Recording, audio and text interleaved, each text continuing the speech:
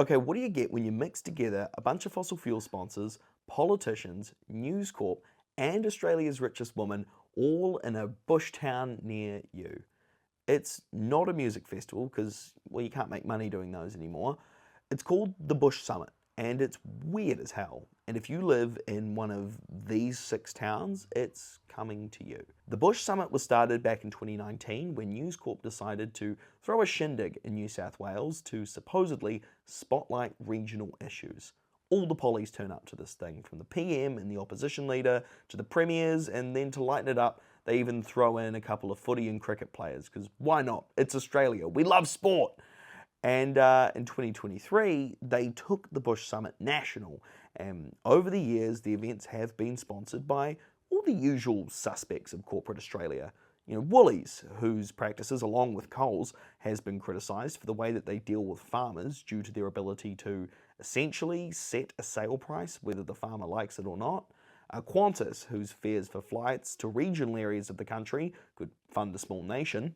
In 2023, it was sponsored by Santos, the billion-dollar gas giant, who, in their own reporting, explains their approach to paying taxes in Australia, and who also just pled guilty and was fined just $10,000 for a significant oil spill off the coast of WA that, according to government regulators, resulted in a bunch of dead dolphins and other sea creatures. Last year, in New South Wales, the Bush Summit was sponsored by Clubs New South Wales, the group that says it represents the hospitality and gambling industry. And in Queensland last year, it was sponsored by petrol giant Ampol. So for this year's summit, they haven't unveiled the full list of supporting partners, but I'm sure you get the idea. I'm mostly interested to see if the fossil fuel industry will be as involved as usual, because according to News Corp, this year's summit will be advocating for comprehensive responses to natural disasters, which is great. We can all get behind that, right? There is just one thing though. It seems that the gas and oil companies are kind of making things worse.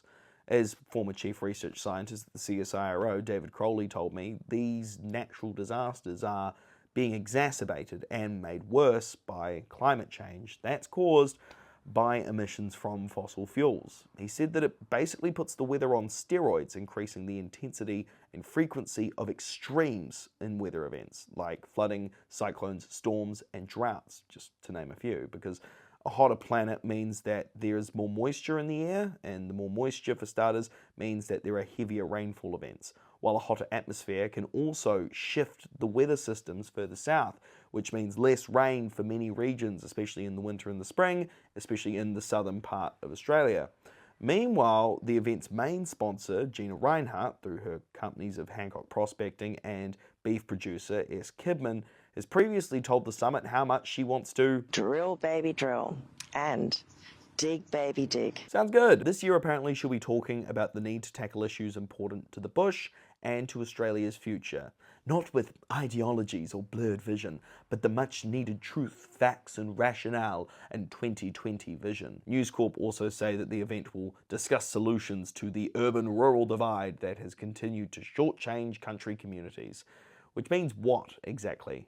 And look, regional communities deserve a national platform. They've been smashed by droughts and floods, and there's a feeling that they aren't noticed or paid attention or respect by metropolitan cities, and they need support. But when the only people at the mic are politicians and fossil fuel sponsors, or brought to you by them, what are you doing exactly? And look, I would love to be wrong.